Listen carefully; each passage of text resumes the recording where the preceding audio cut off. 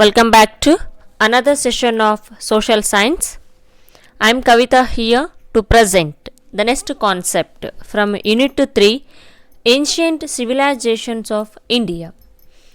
In previous class, we discussed about Rigveda period, about town life of civilization of Harappan people and town planning, town life and decline of the towns, and as well as Rigveda period. So, for about 4 Vedas and as well as post Rigveda period. So, these are all the concept we discussed in previous class. Today, I am with the continued part from this lesson. In today's session, we are going to learn the social system, economic system, political system, and religious system. So these are all the concept we are going to learn in today's session. It means how society was there during in pre-Rigveda period, and economical period how it was there, political system how it was there. So these are all the concept we are going to learn in today's session. So let's start our class with the social system. So let's start our class with the social system. So at that time of their entry to India, there were 3 communities among Aryans. ಯಾವಾಗ ಭಾರತಕ್ಕೆ Aryans ಅವರು ನಮ್ಮ ಭಾರತಕ್ಕೆ ಬರ್ತಾರೆ ಆ ಟೈಮಲ್ಲಿ 3 ವರ್ಗಗಳು ಇದಾವೆ ಅಂತ ಹೇಳ್ತೀವಿ ನಾವಿಲ್ಲಿ. At that time, there were 3 communities among Aryans. Those are aristocracy, priestly class and common people. It means rich people ಅಂದರೆ ಶ್ರೀಮಂತರ ವರ್ಗ, ಪುರೋಹಿತರು ಮತ್ತು ಸಾಮಾನ್ಯ ಜನರು ಅಂತ ಆ ಟೈಮಲ್ಲಿ ಇತ್ತು ಅಲ್ಲಿ. So caste concept had not yet embraced, ಅಂದರೆ ಜಾತಿಯ ಒಂದು ವ್ಯವಸ್ಥೆ ಇನ್ನೂ ಮೂಡಿರಲಿಲ್ಲ. So before the born of casteism there were 3 communities among Aryans when Aryans enter to India. ಇವಾಗ ಭಾರತಕ್ಕೆ ಆರ್ಯನವರು ಆಗಮಿಸ್ತಾರೆ ಆ ಟೈಮಲ್ಲಿ 3 ವರ್ಗಗಳಿದ್ದು ಅಂತ ಹೇಳ್ತೀವಿ ನಾವಿಲ್ಲಿ. ಅವ್ಯಾವು ಅಂತಂದರೆ ಶ್ರೀಮಂತರು, ಪುರೋಹಿತರು ಮತ್ತು ಸಾಮಾನ್ಯ ಜನರು. It mean aristocracy, priestly class and common people. And caste concept had not yet embraced in India. So here we get the picture the embracing social system in the Purushakuta that appears in the 10th mandalas of Rigveda. ಅಂದರೆ ಈ ಜಾತಿಯ ವ್ಯವಸ್ಥೆ ಅನ್ನೋದು ಋಗ್ವೇದದ 10ನೇ ಮಂಡಲದಲ್ಲಿ ಪುರುಷ ಸೂಕ್ತಲ್ಲಿ ಜಾತಿ ವ್ಯವಸ್ಥೆ ಬರುತ್ತೆ ಅಂತ ಹೇಳ್ತೀವಿ. So casteism system was born the system of ಪುರುಷ ಸೂಕ್ತ ಇನ್ 10 ಮಂಡಲ. ಅಂದರೆ ಆ ಜಾತಿಯ ವ್ಯವಸ್ಥೆ ಅನ್ನೋದು ಎಷ್ಟು ಅಂದರೆ 10 ಮಂಡಲ ಇದ್ದು ಅಂತ ಮುಂಚೆ ಹೇಳಿದ್ದೆ ನಾನು ಕ್ಲಾಸಲ್ಲಿ. ಸೊ ಜಾತಿ ವ್ಯವಸ್ಥೆ ಯಾವಾಗ ಬರುತ್ತೆ ಅಂತಂದರೆ ಪುರುಷ ಸೂಕ್ತ ಅನ್ನೋ ಕಾನ್ಸೆಪ್ಟಲ್ಲಿ 10ನೇ ಮಂಡಲದಲ್ಲಿ ಜಾತಿ ವ್ಯವಸ್ಥೆ ಬರುತ್ತೆ ಅಂತ ಹೇಳ್ತೀವಿ. So according to the gods created, ಅಂದರೆ ಹೇಗೆ ಕ್ರಿಯೇಟ್ ಆಗುತ್ತೆ ಅಂತಂತಂದರೆ ದೇವತೆಗಳು ಸೃಷ್ಟಿಸಿದ, ಅಂದರೆ ಒಂದು ಅಕಾರ್ಡಿಂಗ್ ಟು ಗಾಡ್ ಹೇಗೆ ಅಂತಂತಂದರೆ ದೇರ್ ಆರ್ 4 ವರ್ಣಾಸ್: ಬ್ರಾಹ್ಮಣ, ಕ್ಷತ್ರಿಯ, ವೈಶ್ಯ ಆ್ಯಂಡ್ ಶೂದ್ರಾಸ್. ಸೊ ಈ ಬರುತ್ತೆ. ಇವ್ರು ಹೇಗೆ ಉಟ್ಕೊತಾರೆ ಅಂತ ಹೇಳಿದ್ದಾರೆ ಅಂತಂದರೆ according to the god created Adipurusha whose mouth became a Brahmana. ಅಂದರೆ ಬಾಯಿಂದ ಯಾರು ಜನಿಸ್ತಾರೆ, ಇಲ್ಲಿ ಆದಿಪುರುಷನ ಬಾಯಿಂದ ಯಾರು ಬರ್ತಾರೆ ಅವರು ಬ್ರಾಹ್ಮಣ ಅಂತ ಹೇಳ್ತಾರೆ. ಅಂದರೆ ದೇವತೆಯ ಒಂದು ದೇಹದ ಆಧಾರದ ಮೇಲೆ, ಆ ಬಾಡಿ ಸ್ಟ್ರಕ್ಚರ್ ಮೇಲೆ ಜಾತಿ ವ್ಯವಸ್ಥೆಯಲ್ಲಿ ಉಟ್ಕೊಳ್ಳುತ್ತೆ ಅಂತ ಹೇಳ್ತಿಲ್ಲ, ಮುಂಚೆ ಇರಲಿಲ್ಲ. ಆಮೇಲೆ 10ನೇ ಮಂಡಲದಲ್ಲಿ ಅದು ಬರುತ್ತೆ ಅಂತ ಹೇಳ್ತಾರೆ. ಸೊ ಯಾರು ಆದಿಪುರುಷರ ಬಾಯಿಯಿಂದ mouth, those who are born from mouth, those we call ಬ್ರಾಹ್ಮಣ. ಯಾರು ಬಾಯಿಂದ ಬರ್ತಾರೆ ಅವರು ಬ್ರಾಹ್ಮಣ. ಶೋಲ್ಡರ್ಸ್ ಬಿಕೇಮ್ ಕ್ಷತ್ರಿಯ. ಅಂದರೆ ಹೇಗೆ ಅಂದರೆ ಬಾಹುಗಳು, ಶೋಲ್ಡರಿಂದ ಯಾರು ಜನಿಸ್ತಾರೆ ಅವ್ರಿಗೆ ಕ್ಷತ್ರಿಯ ಅಂತ ಹೇಳ್ತಾರೆ. ಆ್ಯಂಡ್ ನೆಕ್ಸ್ಟ್ ಹಿಯರ್ ತೊಡೆಗಳು ಅಂದರೆ ಥಿಂಗ್ಸ್ ಬಿಕೇಮ್ ವೈಶ್ಯಾಸ್. ಅಂದರೆ ತೊಡೆಗಳಿಂದ ಯಾರು ಜನಿಸ್ತಾರೆ ಅವರು ವೈಶ್ಯಾಸ್ ಆಗ್ತಾರೆ. And those who are born from his feet, ಪಾದಗಳಿಂದ ಯಾರು ಜನಿಸ್ತಾರೆ ಅವರು ಶೂದ್ರರು ಅಂತ ಹೇಳ್ತಾರೆ. So according to the caste system their structure was there. ಅಂದರೆ ಬಾಯಿಂದ ಯಾರು ಜನಿಸ್ತಾರೆ ಅವರು ಬ್ರಾಹ್ಮಣ, ತೋಳುಗಳಿಂದ ಯಾರು ಜನಿಸ್ತಾರೆ ಅವರು ಕ್ಷತ್ರಿಯ, ನೆಕ್ಸ್ಟು ತೊಡೆಗಳಿಂದ ಯಾರು ಜನಿಸ್ತಾರೆ ವೈಶ್ಯ, ಆ್ಯಂಡ್ ಪಾದಗಳಿಂದ ಯಾರು ಜನಿಸ್ತಾರೆ ಅದು ಶೂದ್ರ ಅಂತೇಳಿ ಬರ್ತಾ ಹೇಳ್ತೀವಿ. So thus an effect was made to provide divine the mythical background to the birth of caste. ಅದು ಯಾವ ರೀತಿಯಾಗಿ ಅಂತಂತಂದರೆ ಪುರಾಣಗಳ ದೈವಿಕ ಸೃಷ್ಟಿಯ ಆಧಾರದ ಮೇಲೆ ಜಾತಿ ವ್ಯವಸ್ಥೆಯಲ್ಲಿ ಹುಟ್ಟುಕೊಳ್ಳುತ್ತಂತ ಹೇಳ್ತೀವಿ. ಇದರಲ್ಲಿ ವರ್ಣ ಎಂಬ ಪದ ಇಲ್ಲ, ಆದರೆ there was no word as a varna. In the later Vedic the word varna added. ಅಂದರೆ ಇಲ್ಲಿ ವರ್ಣ ಎಂಬುದು ಇರೋದೇ ಇಲ್ಲ. ನಂತರ ವೇದಗಳ ಕಾಲದಲ್ಲಿ ಏನಾಗುತ್ತೆ ಅಂತಂದರೆ 4 ವರ್ಣಗಳ ಪ್ರಸ್ತಾಪ ಆಗುತ್ತೆ ಅಂತ ಹೇಳ್ತೀವಿ. First 3 varnas were belongs to administration. ಆ ಫಸ್ಟ್ 3 ವರ್ಣಸ್ ಇದಾವಲ್ಲ, Brahmana, Kshatriya, Vaishya. First 3 varnas were belongs to administration. And next here ಅಂದರೆ ಪುರೋಹಿತ, ವ್ಯಾಪಾರಿ ಮತ್ತು ವೃತ್ತಿಗಳು ಮಾಡುತ್ತೆ, ಅಂದರೆ ಅವರು ಅಡ್ಮಿನಿಸ್ಟ್ರೇಷನ್ ಸಂಬಂಧಪಡ್ತಾ ಇರಲಿ. And next here administration business and had to right to property. ಅವ್ರು ಹೇಗೆಂದರೆ ಪುರೋಹಿತ ಮತ್ತು ವ್ಯಾಪಾರಿ ವೃತ್ತಿಗಳನ್ನು ಮಾಡುತ್ತಿದ್ದರು, ಅಂದರೆ ಆಸ್ತಿ ಹಕ್ಕುಗಳು ಅವರಿಗೆ ಹೊಂದುವುದಕ್ಕೆ ಇರುತ್ತೆ ಅಂತ ಹೇಳ್ತೀರಲ್ಲಿ. First 3 varnas they were enable to administration, ಅಂದರೆ ಅಡ್ಮಿನಿಸ್ಟ್ರೇಷನ್ ಮಾಡೋಕ್ಕೆ ಅರ್ಹರಾಗಿರ್ತಾರೆ ಮತ್ತು ಆಸ್ತಿಯನ್ನು ಹೊಂದಿರ್ತಾರೆ. The 4th varna Shudras come during the last stage of Rigveda. 4ನೇ ವರ್ಣ ಶೂದ್ರ ಏನಾಗುತ್ತದೆ ಋಗ್ವೇದ ಕಾಲದ ಕೊನೆ ಘಟ್ಟದಲ್ಲಿ ಬರುತ್ತೆ ಅಂತ ಹೇಳ್ತೀವಿ, ಕೊನೆ ಘಟ್ಟದಲ್ಲಿ ಸೇರ್ಪಡೆ ಆಗುತ್ತೆ.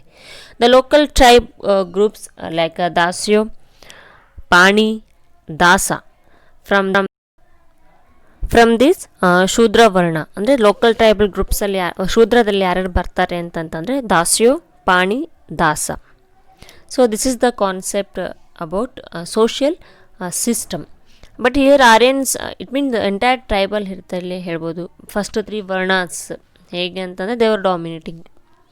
ಸೊ ನೆಕ್ಸ್ಟ್ ಹಿಯರ್ ಅಂದರೆ joint family system was there during that time and patriarchal family was the main social unity. ಆ ಕುಟುಂಬ ವ್ಯವಸ್ಥೆಯಲ್ಲಿ ಪಿತೃಪ್ರಧಾನ ಕುಟುಂಬ ವ್ಯವಸ್ಥೆ ಅಂತ ಹೇಳ್ತೀನಿ. ಪೆಟ್ರಿಯಾರ್ಕಲ್ ಇನ್ ದ ಸೆನ್ಸ್ ತಂದೆಯಲ್ಲಿ ಹೆಡ್ ಆಗಿರ್ತಾನೆ. So patriarchal family was the main social unit. So this is the concept about social system of pre-Rigveda period. Next move on another system, that is economic system of pre-Rigveda period. Here Rigveda people were basically into animal husbandry. According to the Rigveda period, wealth means cows, horses, camel and sheep.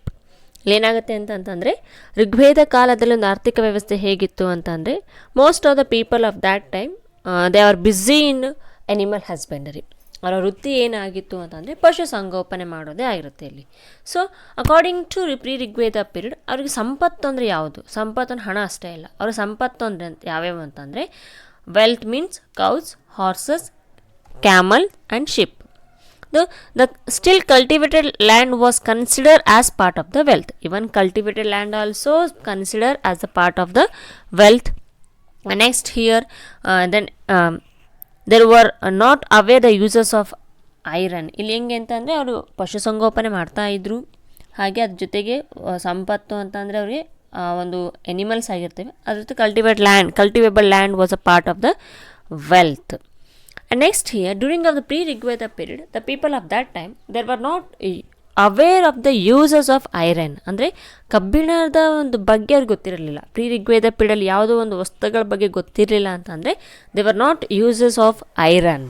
But ಅವ್ರು ಯಾವ ರೀತಿಯಾದ metal use ಮಾಡ್ತಾ ಇದ್ರು ಅಂತಂತಂದರೆ ಮಿಶ್ರ ಲೋಹ ಅಂತ ಹೇಳ್ತೀವಿ ನಾವಿಲ್ಲಿ. ಅಂದರೆ ಅದು ಮಿಕ್ಸ್ ಮಾಡಿದಂಥ ಒಂದು ಲೋಹನ ಯೂಸ್ ಮಾಡ್ತಾಯಿದ್ರು. That we call ayas. ಮಿಶ್ರಲೋಹದ ಕಂಚನಲ್ಲಿ ಆಯಾಸ್ ಅಂತ ಕರಿತಾ ಇದ್ರು. ಅಂದರೆ ಆ ಟೈಮಲ್ಲಿ ಕಬ್ಬಿಣದ ಬಗ್ಗೆ there were not uses of iron. ಕಬ್ಬಿಣನ ಹೇಗೆ ಅವರು ಯೂಸ್ ಮಾಡಬೇಕು ಅನ್ನೋ ತಿಳುವಳಿಕೆ ಆ ಟೈಮಲ್ಲಿಲ್ಲ. ಆದರೆ ಅದ್ರ ಬದಲಾಗಿ ಏನು ಯೂಸ್ ಮಾಡ್ತಾಯಿದ್ರು ಅಂದರೆ ಮಿಶ್ರಲೋಹ ಅಂತ ಹೇಳ್ತೀವಿ. ಸೊ ಆಯಾಸ್ ಅಂತ ನಾವು ಕರಿತಾ ಇದ್ವಿ ನಾವಿಲ್ಲಿ. Next here there were not the aware of pottery. ಅಂದರೆ ಮಡಿಕೆ ಕುಡಿಕೆಗಳ ಬಗ್ಗೆ ಉಲ್ಲೇಖ ಇರಲಿಲ್ಲ. ಸೊ ಅವ್ರಿಗೇನು ಅಂತಂದರೆ ಅನಿಮಲ್ ಹಸ್ಬೆಂಡ್ರಿ ಮಾಡೋದೇ ಅವ್ರ ಬಿಸ್ನೆಸ್ ಆಗಿತ್ತು ಇಲ್ಲಿ. So there were no knowledge about pots. ಅಂದರೆ ಪಾಟ್ಸ್ ಬಗ್ಗೆ ಐಡಿಯಾ ಇರಲಿಲ್ಲ. And but situationally reference appear in Veda on the craft like weaving. ಅಂದರೆ ಆ ಟೈಮಲ್ಲಿ ಏನು ಮಾಡ್ತಾ ಇದ್ರು ಅಂತಂದರೆ ನೇಕಾರಿಕೆ ಮತ್ತು ಬಡಿಗೆ ಮತ್ತು ಕುಶಲ ವೃತ್ತಿಗಳ ಬಗ್ಗೆ ಉಲ್ಲೇಖಗಳು ಕಂಡು ಬರ್ತವೆ. ಅಂದರೆ ಕುಂಬಾರಿಕೆ ಬಗ್ಗೆ ಅವರು ಎಡೆ ಇರಲಿಲ್ಲ, but some knowledge was there. ನೇಕಾರಿಕೆ ಅಂದರೆ ವೇವಿಂಗ್ ಅಂತ ಹೇಳ್ತೀವಿ, ನೇಕಾರಿಕೆ ಬಡಿಗೆ ಮುಂತಾದ ಕುಶಲ ವೃತ್ತಿಗಳ ಬಗ್ಗೆ ಅವರಿಗೆ ಐಡಿಯಾ ಇತ್ತು ಅಂತ ಹೇಳ್ತೀವಿ ನಾವಿಲ್ಲಿ. And even they known about agriculture land, ಅಂದರೆ ಅಗ್ರಿಕಲ್ಚರ್ ಲ್ಯಾಂಡ್ ಸಿಸ್ಟಮ್ ಕೂಡ ನಾವು ಅಲ್ಲಿ ಅವರಿಗೆ ನಾಲೆಜ್ ಇತ್ತು. They know about agriculture land. The word Pani was more used during pre-Rigveda period. They used to later local rich tribe. Then agricultural land. So in Rigveda period, the cultivable land is called kshetra. ಅಂದರೆ ಕೃಷಿ ಋಗ್ವೇದದಲ್ಲಿ ಸಾಗುವಳಿ ಮಾಡಿದ ಗದ್ದೆ ನಾವೇನು ಕರಿತೀವಿ ನಾವಿಲ್ಲಿ ಕ್ಷೇತ್ರ ಅಂತ ಕರಿತೀವಿ. ಆ್ಯಂಡ್ ಕಲ್ಟಿವೇಷನ್ ಇಸ್ ಕಾಲ್ಡ್ ಕೃಷಿ. ಉಳುಮೆ ಮಾಡುವ ಕಾರ್ಯಕ್ಕೆ ನಾವಿಲ್ಲಿ ಕೃಷಿ ಅಂತ ಕರಿತೀವಿ ನಾವಿಲ್ಲಿ. So in Rigveda the cultivable land is called kshetra and cultivation is called krishi. And irrigated land belonging Aligrama of Swat valley has been found. It belongs to 11th century BCE. ಅಂದರೆ 11ನೇ ಶತಮಾನದಲ್ಲಿ ಸ್ವಾತ್ ಕಣಿವೆಯಲ್ಲಿ ಉಳುಮೆ ಮಾಡುವ ಗದ್ದೆ ಪತ್ತೆ ಆಗಿದೆ ಅಂತ ಹೇಳ್ಬೋದು. ಅಂದರೆ ಅಗ್ರಿಕಲ್ಚರ್ ಮಾಡಿದ ಒಂದು ಗದ್ದೆಯಲ್ಲಿ ಪತ್ತೆ ಆಗಿದೆ ಅಂತ ಹೇಳ್ತೀವಿ ನಾವಿಲ್ಲಿ. So this is the concept about economical system of pre Rigveda period. Next move on political system of pre Rigveda period. ಆ ಟೈಮಲ್ಲಿ ರಾಜಕೀಯ ವ್ಯವಸ್ಥೆ ಹೇಗಿತ್ತು? Who was the rule and who was the head of the in the village? Yes, let us discuss about political system. A reference to grama appearance in Rigveda period. ಅಂದರೆ ಋಗ್ವೇದದಲ್ಲಿ ಗ್ರಾಮಗಳ ಉಲ್ಲೇಖವಿದೆ. So village system was there in Rigveda period and tribes were living in ಗ್ರಾಮಸ್. ಆ ಹಳ್ಳಿಗಳಲ್ಲಿ ಯಾರು ವಾಸ ಮಾಡ್ತಾ ಇದ್ರು ಅಂದರೆ ಬುಡಕಟ್ಟು ಜನಾಂಗದವರು ವಾಸ ಮಾಡ್ತಾ ಇದ್ರು ಅಂತ ಹೇಳ್ಬೋದು ನಾವಿಲ್ಲಿ. Here Rajan or Raja was the head of the tribes. So who became head of the tribes? That is Rajan. The names of Rajans were related to their specific tribes, and some tribes may have the more than one Raja. ಅಂದರೆ ಕೆಲವೊಂದು ಬುಡಕಟ್ಟುಗಳಿಗೆ ಒಂದಕ್ಕಿಂತ ಅಧಿಕ ಜನರು ರಾಜರಿರ್ತಾರೆ ಅಂತ ಹೇಳ್ಬೋದು. But the position of raja was heredity, ವಂಶಾವಳಿ ಅಂತ ಹೇಳ್ತೀವಿ ನಾವಿಲ್ಲಿ. ಅಂದರೆ ವಂಶಾವಳಿ, ಅಪ್ಪ ಸತ್ತ ಮೇಲೆ ಮಗನೇ ಆಗಬೇಕು ಅನ್ನೋದು ಹೇಳ್ತೀವಿ ನಾವಿಲ್ಲಿ. And next here, the words Sabha and Samiti were used to denote the assembly of common people around the king. ಆಗಿನ ಟೈಮಲ್ಲಿ ಒಂದು ಕಾಮನ್ ಪೀಪಲ್ನ ಪ್ರಾಬ್ಲಮ್ಸ್ ಸಾಲ್ವ್ ಮಾಡಬೇಕು ಅಂದರೆ ಸಭಾ ಮತ್ತು ಸಮಿತಿ ಇತ್ತು ಅಂತ ಹೇಳ್ಬೋದು. The sabha and samiti were use to denote the assembly of common people around the king. The people who ruled over common people they are called kshatra. ಯಾರು ಜನರ ಮೇಲೆ ಅಧಿಕಾರ ನಡೆಸ್ತಾರೆ ಅವ್ರನ್ನ ಶತ್ರ ಅಂತ ಕರಿತೀವಿ. ಯಾರು ಯುದ್ಧದಲ್ಲಿ ಒಬ್ಬ ಸೈನಿಕಾಗಿ ಹೋರಾಡ್ತಾರೆ ಅವ್ರನ್ನ ನಾವು ಯೋಧ ಅಂತ ಕರಿತೀವಿ ಇಲ್ಲಿ. The one who fight or the soldiers was called yodha. So this is concept political system of pre Rigveda period. Next move on religious system of pre Rigveda period. Here yajna was the main epic center of religious practice during of pre Rigveda period. ಅಂದರೆ pre ಋಗ್ವೇದ ಪೀರಿಯಡಲ್ಲಿ ಧಾರ್ಮಿಕ ವ್ಯವಸ್ಥೆ ಮುಖ್ಯ ಕೇಂದ್ರ ಬಿಂದು ಏನಂದರೆ ಯಜ್ಞ ಆ್ಯಂಡ್ ಯಾಗ. ಸೊ ಯಜ್ಞ ಮತ್ತು ಯಾಗಗಳಲ್ಲಿ ಒಂದು ಮೇನ್ ಸೆಂಟರ್ ಆಗಿತ್ತು ಅಂತ ಹೇಳ್ತೀವಿ. During the yajna animal sacrifice were done to appears to god. ಅಂದರೆ ಯಜ್ಞದಲ್ಲಿ ದೇವತೆಗಳನ್ನು ತೃಪ್ತಿಪಡಿಸಲು ಪ್ರಾಣಿ ಬಲಿಯನ್ನು ಕೊಡಲಾಗುತ್ತೆ ಅಂತ ಹೇಳ್ತೀವಿ ನಾವಿಲ್ಲಿ. So yajna was practising during pre Rigveda period because during that time animal sacrifice were done to gods. ದೇವತೆಗಳ ತೃಪ್ತಿಪಡಿಸೋಕ್ಕೆ ಯಾರನ್ನ ಬಲಿಪಡಿಸ್ತಾ ಇದ್ರು ಪ್ರಾಣಿಗಳನ್ನ ಅಂತ ಹೇಳ್ತೀವಿ. Because of 2 reasons. Yajna were organised primarily for 2 reasons. ಯಾಕೆ ಮಾಡ್ತಾ ಇದ್ರು ಅಂತಂದರೆ to get good rains and harvest, ಉತ್ತಮ ಮಳೆ ಬೆಳೆ ಆಗಬೇಕು ಅಂತ ಹೇಳಿ. And next one to seek the help of gods to defeat their enemies like ದಾಸ್ಯೋ. ಮೊದಲು ಉತ್ತಮ ಮಳೆ ಬೆಳೆ ಆಗಬೇಕು ಅಂತೇಳಿ, ಮತ್ತೊಂದು ತಮ್ಮ ಶತ್ರುಗಳಾಗಿದ್ದ ದಾಸ್ಯ ಬುಡಕಟ್ಟುಗಳಿಂದ ಸಂಹರಿಸಲು ಇಂದ್ರ ದೇವತೆಗಳ ಸಹಾಯ ಪಡೆಯಲು ಆರ್ಯರು ಯಜ್ಞ ಮಾಡ್ತಾ ಇದ್ರು ಅಂತ ಹೇಳ್ತಾರೆ ನಾವಿಲ್ಲಿ. Next here the priest who conducted the yajna was called hotar. ಯಾರು ಧಾರ್ಮಿಕ ಯಜ್ಞಗಳನ್ನ ಯಾರು ನಡ್ಸ್ಕೊಂಡು ಹೋಗ್ತಾರೆ ಪುರೋಹಿತರ ನಾವಿಲ್ಲಿ ಹೂತರ್ ಅಂತ ಕರಿತೀವಿ ಇಲ್ಲಿ. And next here, during ಯಜ್ಞ ದ ರಿಸಿಕ್ಟ್ ಶ್ಲೋಕಾಸ್ ಆಫ್ ಸೋಮ. ಇಲ್ಲಿ ಯಜ್ಞ ಮಾಡೋ ಟೈಮಲ್ಲಿ ಏನಿತ್ತು ಅಂತಂತಂದರೆ ಇದರಲ್ಲಿ ಮಂತ್ರಗಳ ಉಚ್ಚಾರಣೆ ಮತ್ತು ಸೋಮಪಾನ ಸೇವನೆ ಇರ್ತಾ ಇತ್ತು ಅಂತ ಹೇಳ್ತೀವಿ. ಸೊ ಆರ್ಯರಲ್ಲಿ ಧರ್ಮದಲ್ಲಿ ಮೂರ್ತಿ ಪೂಜೆ ಇರಲಿಲ್ಲ. So idol worship there was no idol worship in Aryas. ಅಂದರೆ ಯಜ್ಞ ಮಾಡೋ ಟೈಮಲ್ಲಿ ಮಂತ್ರ ಉಚ್ಚಾರಣೆ ಸೋಮಪಾನ ಇರ್ತಾಯಿತ್ತು. ಮತ್ತು ಆ ಟೈಮಲ್ಲಿ ಏನಿತ್ತು ಅಂದರೆ ಮೂರ್ತಿ ಪೂಜೆ ಮಾಡೋದು ಇರಲಿಲ್ಲ ಅಂತ ಹೇಳ್ಬೋದು. They were also not using any animals, human or other symbol. ಆ ಟೈಮಲ್ಲಿ ಮೂರ್ತಿ ಪೂಜೆ ಇರಲಿಲ್ಲ ಮತ್ತು ಯಾವುದೇ ರೀತಿಯಾದಂಥ ಮನುಷ್ಯ, ಪ್ರಾಣಿ ಅಥವಾ ಇನ್ಯಾವುದೇ ಸಂಕೇತಗಳು ಬಳಸ್ತಾ ಇರಲಿಲ್ಲ. They were also not using any animals, human and other symbol. ಪೂಜೆ ಮಾಡೋಕ್ಕೆ ಯಾವುದನ್ನು ಬಳಕೆ ಮಾಡ್ತಾ ಇರಲಿಲ್ಲ. And more importance was given to fire. ಆ ಟೈಮಲ್ಲಿ ಯಾವುದಕ್ಕೆ ತುಂಬ ಇಂಪಾರ್ಟೆನ್ಸ್ ಕೊಡ್ತಾರೆ ಅಂತಂದರೆ ಬೆಂಕಿ. So here more importance was given to fire. ಅಗ್ನಿಗೆ ಭಾಳಷ್ಟು ಇಂಪಾರ್ಟೆನ್ಸ್ ಕೊಡ್ತಾರೆ during a pre Rigveda period. There are around 200 shlokas on fire. ಆ ಅಗ್ನಿಯ ಮೇಲೆ 200ಗಳಿಗಿಂತ ಸುಮಾರು 200 ಮೇಲೆ ಶ್ಲೋಕಗಳಿದ್ವು ಅಂತ ಹೇಳ್ತೀವಿ. ಇಲ್ಲಿ around 250 shlokas dedicate to lord Indra to expose the bring rains. ಅಂದರೆ 250 ಶ್ಲೋಕಾಸ್ಗಳು ಇಂದ್ರನ ಒಂದು ಇತ್ತು ಅಂತ ಹೇಳ್ತೀವಿ. Most important was given to fire. Around 200 shlokas were there and around 250 shlokas dedicate to lord Indra to express rain. ಅಂದರೆ ಶ್ಲೋಕಗಳು ಇಂದ್ರನಿಗೆ ಅರ್ಪಣೆ ಮಾಡ್ತಾ ಇದ್ರು, ಯಾಕೆಂದರೆ ಮಳೆ ಆಗಲಿ ಅಂತ ಹೇಳಿ.